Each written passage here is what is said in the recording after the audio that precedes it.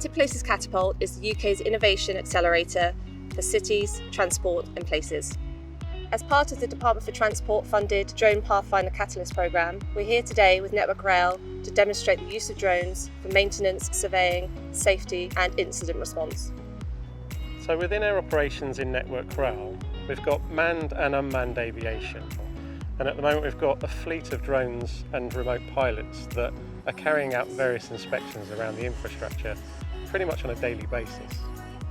The transition to using drones have not been easy, and it isn't easy today either. We all see the new shiny things on social media and in the news, and it's trying to manage what we can actually offer currently. And then there is the things outside of our control, regulatory aspects, and also the implementation of drones within airspace.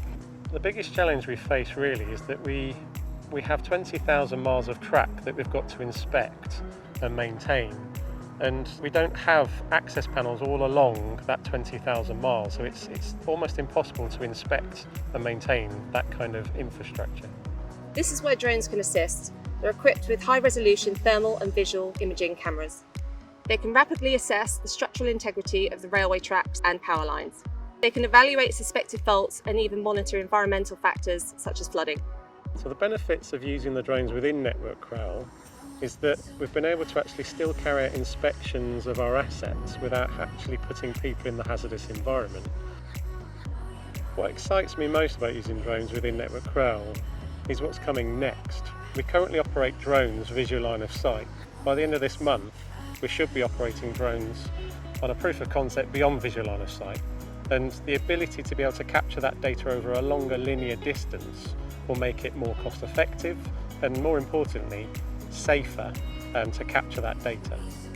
The future of drones within any kind of infrastructure like ours is, well, I'd almost say that there's no limits for what we potentially can do. I truly believe in fully autonomous flights that can monitor and survey our network and therefore keep it safer.